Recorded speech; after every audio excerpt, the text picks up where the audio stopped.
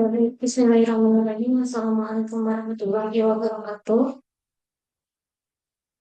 Eh, Baik, Bapak Ibu, kita di sini eh, kan, sedang melaksanakan agenda sosialisasi kebijakan halal dan pelatihan internal dari PT Brata Adilaksana, ya, Bapak Ibu yang berlokasi di Cimahi.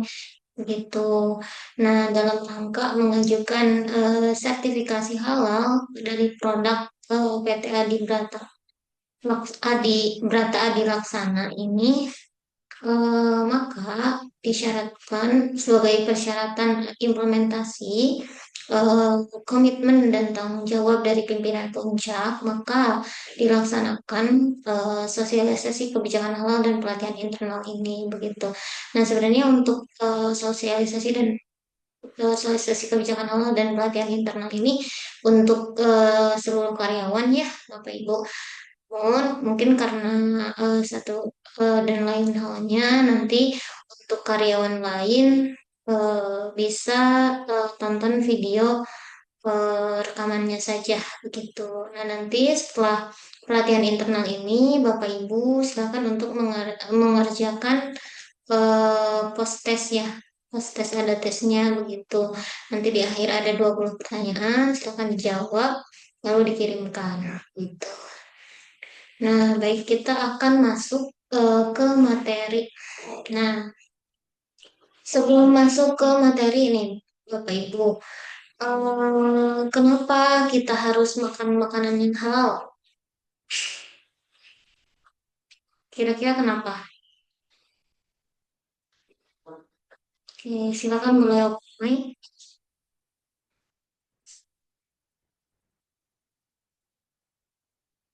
Mic-nya belum di open, Bu dia. Kenapa kita harus makan makanan yang halal?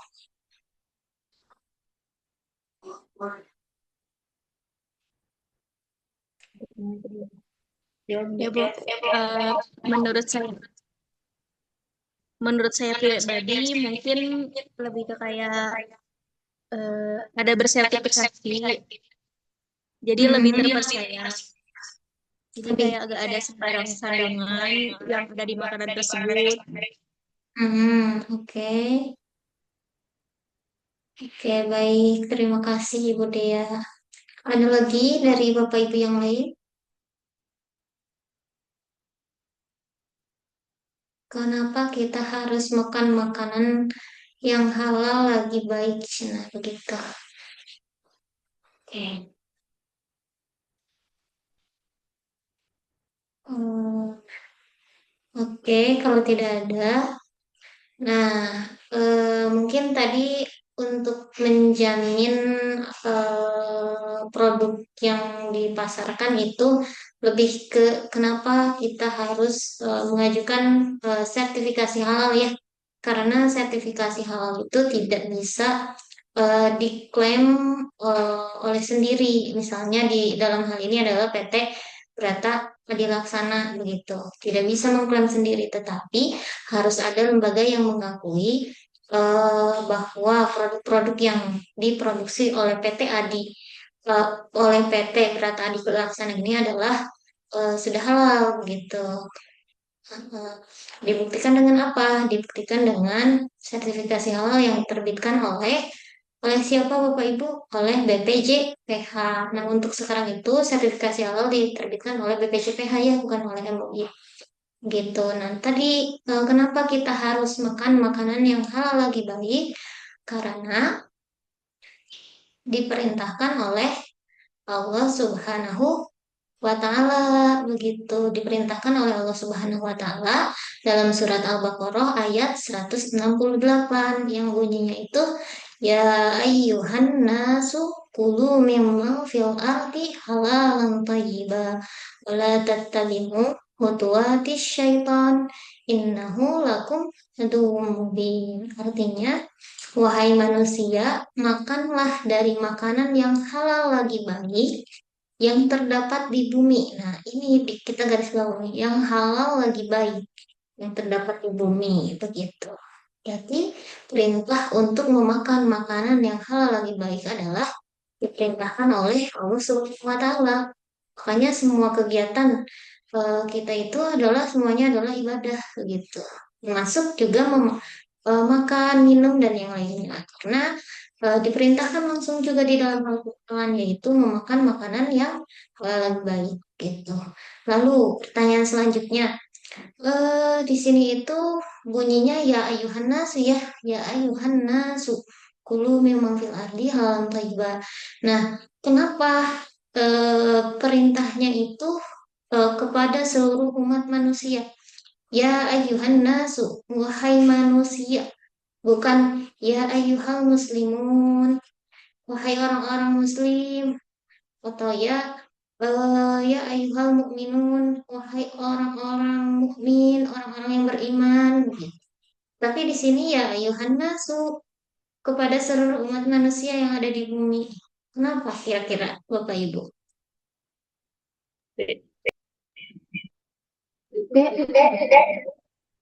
Kenapa? Mungkin agar mendapatkan keberkahan untuk kitanya, Bu. Oke, baik. Terima kasih Ibu Betty. Ada lagi Bapak Ibu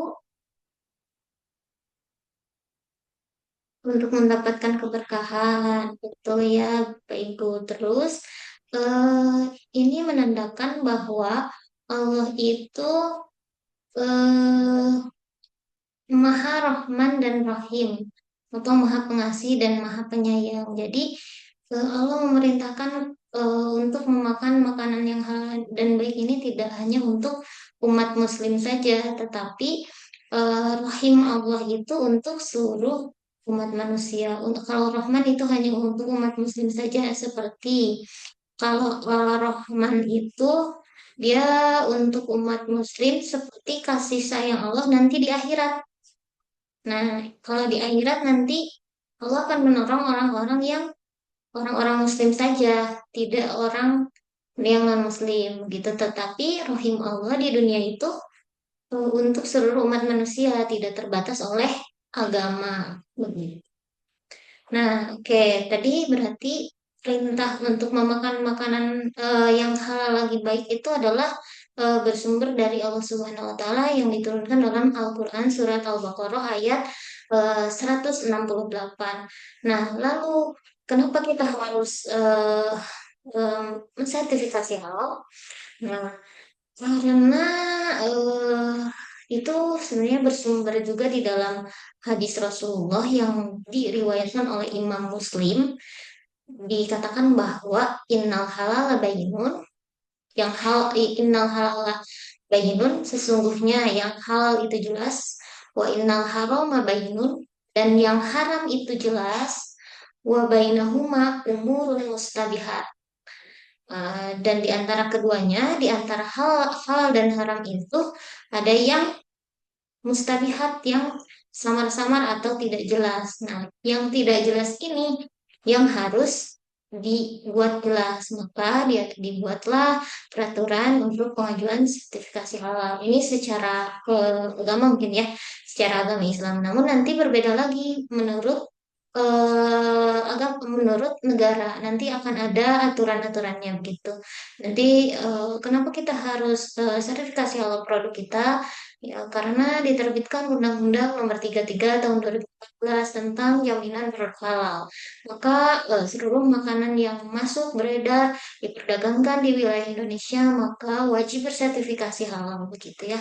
Itu menurut negara. Sedangkan menurut agama, nah ini bersumber dari hadis Rasulullah yang diriwayatkan oleh Imam Muslim ya, Bapak Ibu. Nah, begitu. Oke, yang selanjutnya, Bapak Ibu, apa artinya halal? Ada yang tahu? Ada yang tahu apa arti kata halal? Kita sering sekali ya mendengar kata halal, makanan halal, minuman halal, atau dihalalkan mungkin. Oke, terus pokoknya kita banyak mendengar sekali kata halal. Namun, apakah Bapak Ibu tahu apa itu arti halal? Ada yang tahu? Silakan. Pak Ibu. Apa artinya halal? Wah, makanan ini halal. Contoh makanan halal apa saja Bapak Ibu? Banyak sekali ya. Contohnya apa saja? Oke. Dari banyaknya makanan dan minuman halal, kemudian ada barang-barang yang halal juga, ada hewan yang halal dan ada yang haram. Kira-kira halal itu apa sih artinya? Tapi mana ada enak Halal itu artinya apa, Bapak Ibu? hatinya pasang. Tapi esok satu itu. Eh, Mana Ibu? Makanan yang diperbolehkan dikonsumsi oleh umat Islam mungkin Bu. Oke, makanan yang diperbolehkan oleh umat Heeh. Islam. Betul ya, Ibu. Betul, Ibu, betul.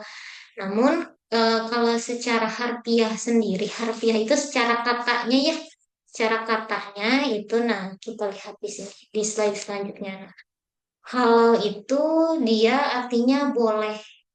Tadi saya mengutip yang diperbolehkan. Nah, arti kata halal itu boleh, sesuatu yang diperbolehkan menurut syariat Islam. Kalau kata haram itu kebalikannya, sesuatu yang dilarang oleh Allah Subhanahu wa taala. Contohnya bahan bahan yang haram apa saja? Babi termasuk seluruh bagian tubuhnya dan produk turunannya. Banyak sekali ya turunan dari babi itu seperti apa? Gelatinnya, kulitnya, bulunya, itu semuanya haram dan semuanya itu dimanfaatkan oleh manusia. Bulunya dibuat untuk bahan kuas atau sikat gigi, lalu lemaknya atau gelatinnya itu dibuat eh, dibuat untuk emulsi dalam pembuatan es krim, mentega dan yang lainnya. Sangat banyak sekali ya dimanfaatkan gitu. Nah, makanya kita harus selektif dalam memilih bahan. Dipastikan bahan yang kita gunakan itu bebas dari bahan haram seperti bahan babi dan turunannya begitu. Nah, yang kedua hormat. Lalu darah, bangkai, bagian tubuh manusia dan binatang buas. Termasuk juga anjing, itu haram untuk dikonsumsi begitu. Nah, lalu Bapak Ibu, di dalam sertifikasi halal itu eh, ada eh, dalam sertifikasi halal itu ada yang namanya titik kritis. Titik kritis itu suatu keadaan di mana eh, suatu keadaan di mana dimungkinkan sesuatu yang najis atau haram masuk ke dalam produk baik saat proses produksi atau saat proses produksi dan saat pengiriman atau yang lainnya gitu. Nah, itu. Nah, maka kita harus tahu eh, penyebab keharaman lalu jenis-jenis najis. Nah, supaya di saat proses produksi itu bisa dihindari begitu. Nah, penyebab keharaman itu apa, Bapak Ibu? Nah, ada dua ya, bisa najis atau mutan najis. Bapak Ibu tahu sebenarnya untuk penyebab keharaman ada dua ya, najis dan juga tercampur oleh bahan haram. Nah, untuk najis itu nantinya ada najis, ada mutanajis. Untuk najis itu sendiri dia adalah zatnya, zat najisnya atau iya zat najisnya. Nah, kalau mutanajis adalah sesuatu yang terkena najis. Gitu contoh. eh Kotoran itu najis. Kalau sesuatu yang terkena kotoran itu mutanajis. Untuk najis itu tidak bisa disucikan, sedangkan mutanajis itu bisa disucikan dengan cara di di dibilas dengan air, tergantung dengan jenis najisnya. Nah, jenis najis itu ada tiga. ada najis mughaladzah, muaffafah, mutawassithah. Mungkin Bapak Ibu sudah tahu ya. Najis mughaladzah itu najis berat. Contohnya itu najis babi, anjing dan turunannya. Gitu. Cara mencucikannya juga harus 7 kali dan salah satunya dicampur dengan tanah begitu. Yang kedua najis muaffafah, najis ringan itu adalah najis bayi laki-laki yang baru berumur 2 tahun yang belum mengkonsumsi selain air susu ibunya. Nah, ini najis ringan, dia bisa suci dengan cara kita mencitrakan air ke najis tersebut begitu. Nah, dengan dicitrakan maka najis ini otomatis sudah suci begitu. Kemudian najis. Lalu mutawasitah, najis sedang. Nah, najis sedang itu contohnya kotoran hewan, lumut, dan yang lainnya. Cara mencucikannya, kita cukup hilangkan dulu kotorannya, lalu dibilas dengan air sampai ada tiga indikator supaya yang tadinya yang mutan najis itu menjadi suci. Itu disucikan dengan cara dibilas sampai zatnya hilang, baunya dan juga rasanya itu hilang. Begitu. Nah, nah tadi terkait pengetahuan tentang agamanya ya, tentang halal dan haram. Nanti Bapak Ibu kalau misalnya ditanya oleh auditor apa itu halal, harus sudah tahu ya, harus sudah tahu. Oke, nah selanjutnya kita masuk ke pengetahuan tentang sertifikasi halal gitu. Tadi di awal sudah ditanyakan kenapa kita harus mengajukan sertifikasi halal. Yang pertama tadi karena kita mentaati perintah Allah bahwa kita harus mengkonsumsi makanan yang halal lagi baik. Yang kedua adalah perintah dari negara. Begitu. Perintah dari negara bahwa setiap produk yang masuk beredar dan diperdagangkan di Indonesia itu wajib bersertifikat halal. Itu adalah bunyi dari Undang-Undang Nomor 33 Tahun 2014 Pasal 4 gitu. Jadi eh, sertifikasi halal di Indonesia itu menjadi eh, wajib atau sifatnya mandatori atau menjadi wajib dengan diterbitkannya undang-undang tersebut. Sebelum diterbitkannya Undang-Undang Nomor 33 Tahun 2014, sertifikasi halal ini bersifat voluntary, artinya sukarela. Yang mau mengajukan sertifikasi halal silahkan, yang tidak juga tidak masalah. Tetapi mulai dari tahun 2014 atau mulai dari diterbitkannya Undang-Undang Nomor 33 Tahun 2014 ini, maka yang awalnya sertifikasi halal ini bersifat voluntary atau sukarela menjadi mandatori atau wajib. Jadi mau tidak mau seluruh perusahaan yang ada di Indonesia harus mengajukan sertifikasi halal maksimal di 17 Oktober tahun 2026 gitu. Nah, sertifikasi halal produk di Indonesia sendiri itu diterbitkan oleh Badan Penyelenggara Jaminan Produk Halal. Nah, ini juga sangat berpengaruh ya Bapak Ibu. Jadi, Badan Penyelenggara Jaminan Produk Halal ini dia dibentuk setelah Undang-Undang Nomor 33 Tahun 2014 ini diterbitkan. Nah, pada mulanya sebelum diterbitkan undang-undang tersebut, sertifikasi halal ini diterbitkan oleh Majelis Ulama Indonesia begitu. Nah, untuk sekarang sudah beralih dan dipegang oleh BPJPH gitu. Jadi nanti sertifikasi halal diterbitkan oleh BPJPH bukan oleh MUI. Tapi MUI masih terlibat dalam sertifikasi halal sebagai stakeholder dalam pengajuan sertifikasi halal, yaitu dalam menentukan ketetapan halal dari produk yang diajukan oleh Bapak Ibu. Begitu nanti setelah mengajukan sertifikasi halal diverifikasi oleh BPJPH, lalu nanti akan disidangkan di Komisi Fatwa MUI. Nah, lalu perusahaan yang telah mendapatkan sertifikasi halal dari BPJPH harus menjaga kehalalan produknya dengan cara menerapkan sistem jaminan produk halal. Gitu. Bapak Ibu ada yang tahu sistem jaminan produk halal itu apa? atau kita atau kita singkat menjadi SJPH. Ada yang pernah mendengar SJPH?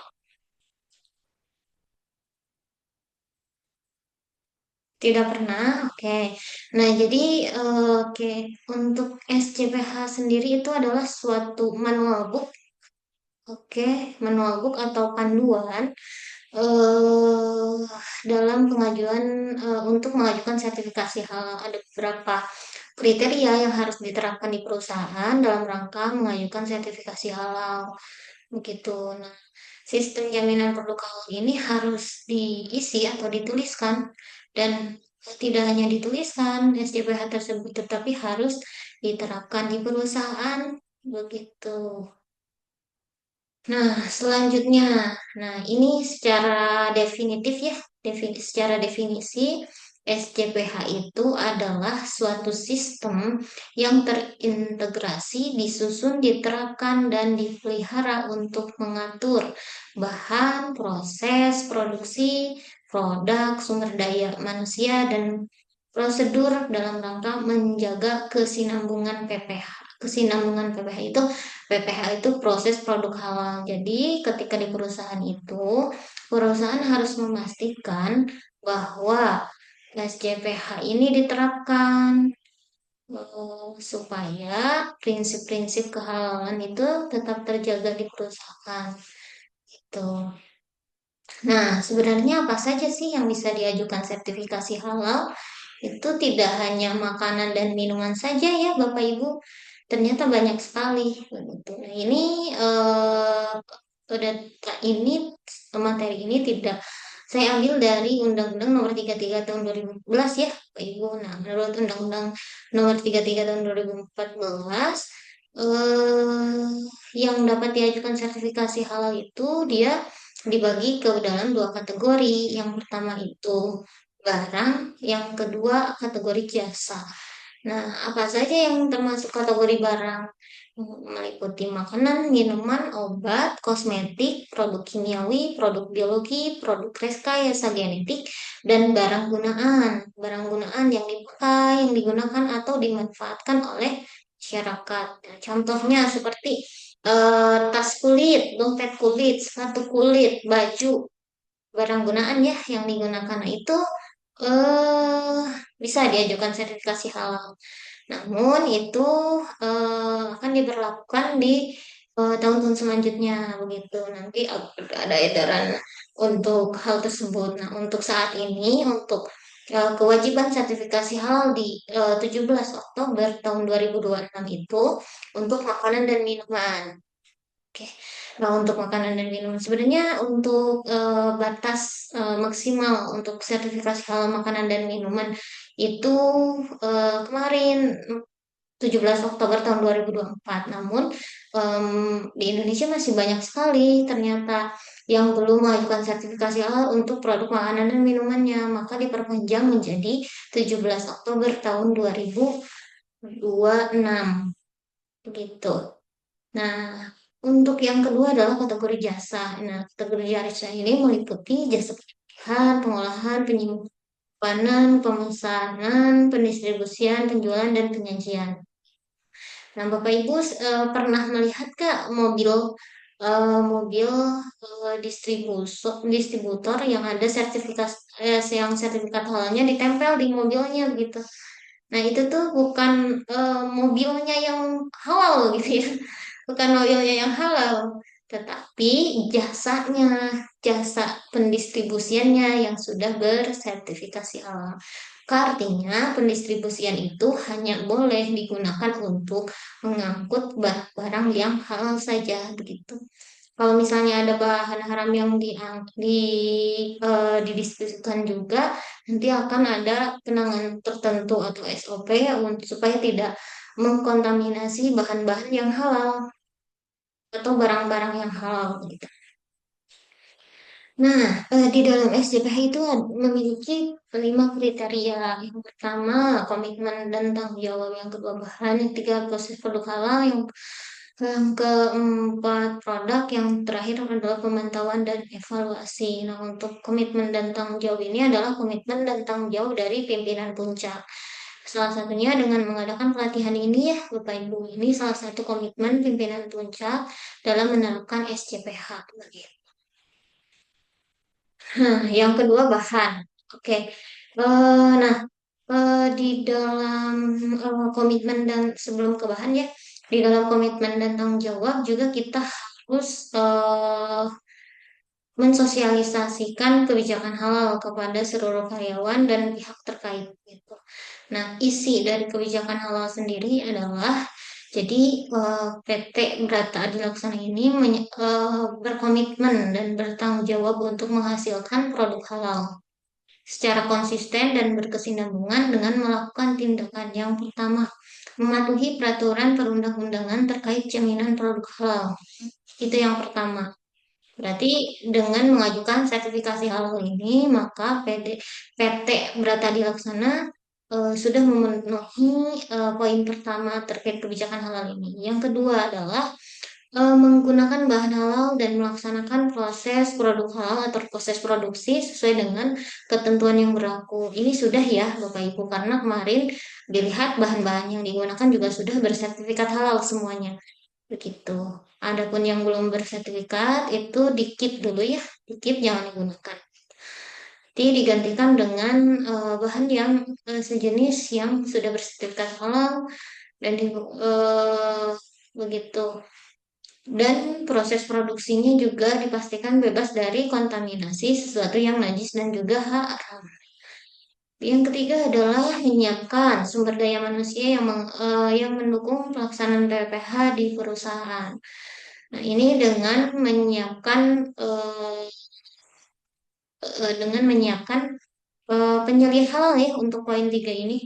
Jadi nanti perusahaan itu harus menyiapkan penyelia halal internal untuk menjadi penyelia di perusahaan tersebut supaya dapat apa ya supaya dapat menjalankan tugas dan fungsi penyelia halal terkait pengawasan. Pengawasan di sini adalah pengawasan bahan, proses produksi dan juga produk yang dihasilkan. Begitu.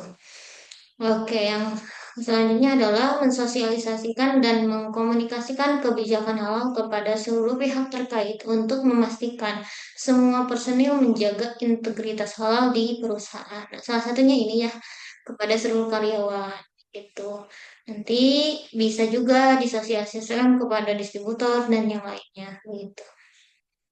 Oke, nah itu yang selanjutnya adalah bahan. Yang kedua bahannya. Nah, bahan yang digunakan itu harus halal, begitu, harus halal. Dibuktikan dengan sertifikat halal dan harus dicantumkan ke dalam SCPH. Nah, begitu. Jadi, bahan yang digunakan di PT Brata Adilaksana itu eh, harus didaftarkan semuanya atau di input ke si halal atau ke SCPH begitu.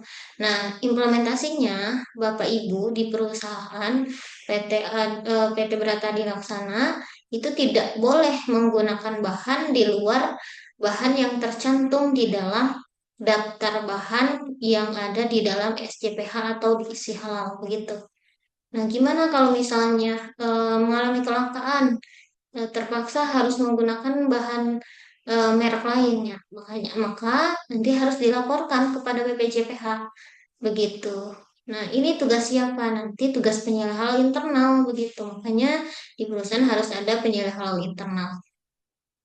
Nah, nanti ketika bahan datang itu, Bapak Ibu harus mengecek label halalnya apakah benar, lalu produsennya apakah sesuai, begitu. Terus dicek nama produknya apakah sesuai atau tidak, atau misalnya dari supplier yang sama, tapi merek produknya berbeda. Nah, nanti itu jadi temuan ya Bapak Ibu karena bahan yang digunakan itu kita harus sesuai dengan yang di daftar bahan yang sudah diinput. Gitu. Oke, yang selanjutnya, jika menggunakan bahan baru. Nah, ini, jika menggunakan bahan baru tadi sudah disampaikan ya.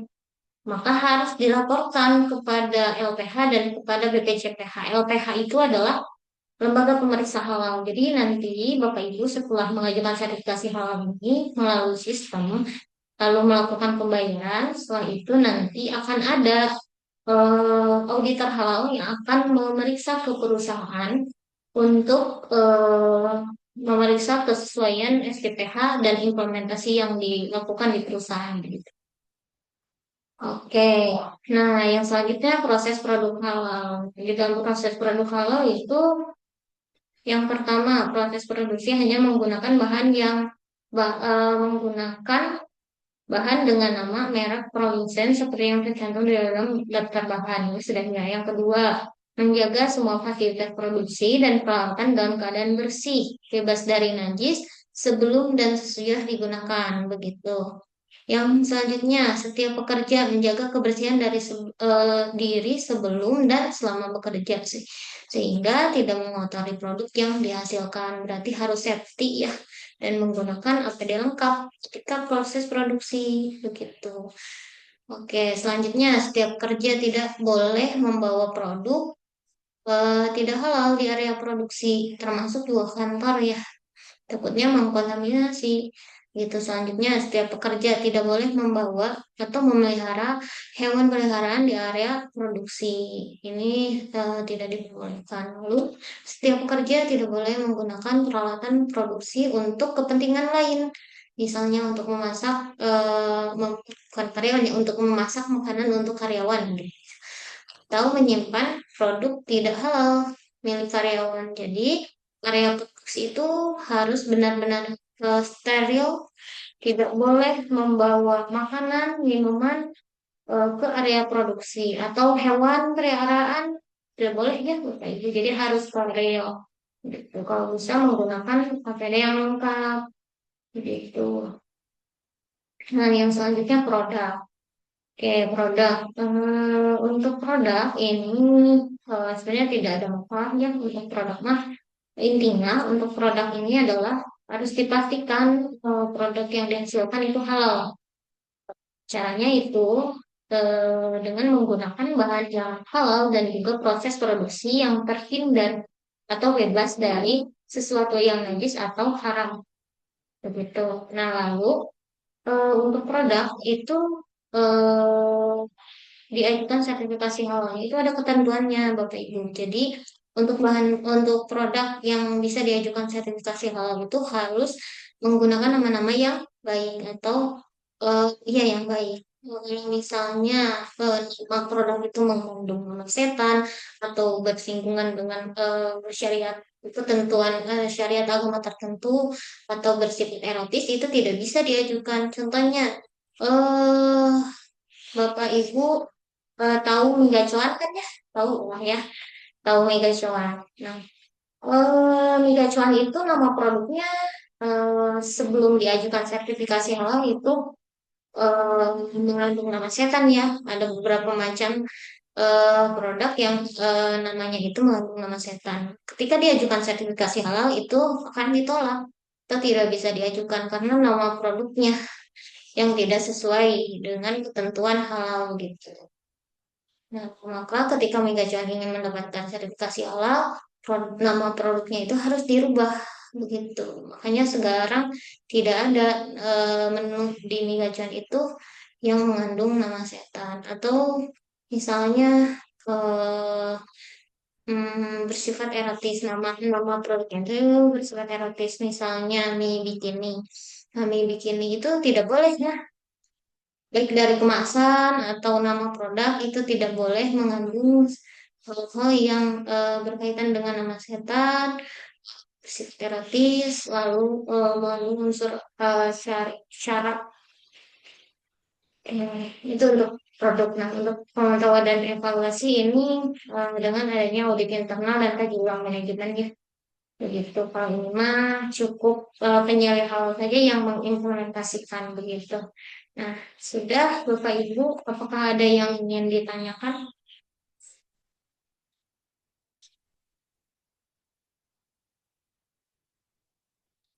Oke, ada yang mau ditanyakan Bapak Ibu? Tidak. Oke, tidak ada. Kalau begitu boleh ditanya? Boleh saja. Boleh. Oke. Kenapa kenapa pengajuan di Indonesia sertifikasi halal, bukan sertifikasi haram?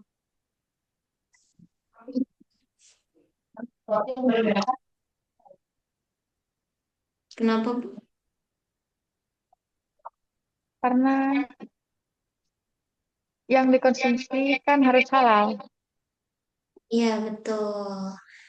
Ada yang lain? Kenapa sertifikasi halal bukan sertifikasi haram? Karena dia yang diciptakan untuk makanan-makanan yang halal dan terjauh dari makanan-makanan haram seperti alkohol atau anggur merah yang mengandung hal-hal yang tidak baik untuk tubuh. Oke. So, ada lagi. Kira-kira kenapa? Padahal kan kalau misalnya sertifikasi haram akan sedikit sekali ya untuk sedikit sekali orang yang menjual produk yang non halal atau haram. Tetapi malah pengajuan sertifikasi halal dan sangat banyak sekali produk yang halal yang mau diajukan sertifikasi halal. Kira-kira kenapa? Sertifikasi halal, tidak sertifikasi haram.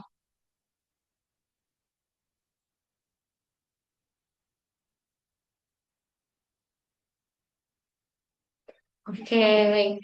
Mungkin di Kalau PR kan nanti kalau ketemu kita harus ada jawabannya ya, Bapak Ibu. Oke, baik.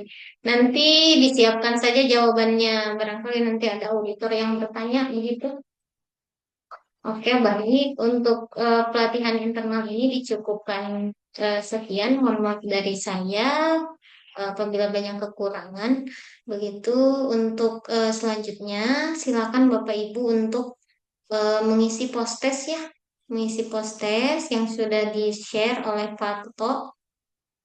Silakan diisi, lalu nanti eh, link Zoom-nya akan link Zoom rekamannya akan saya share nanti rekamannya Bapak Ibu harus di-share ke seluruh karyawan. Pastikan mereka menonton videonya karena takutnya nanti ditanya oleh auditor begitu. Nanti auditor random nanya ke karyawan. Takutnya eh, tidak bisa jawab atau gimana, ya harus tonton dulu videonya. Lalu untuk seluruh karyawan juga nanti mengisi post testnya ya, Bapak Ibu.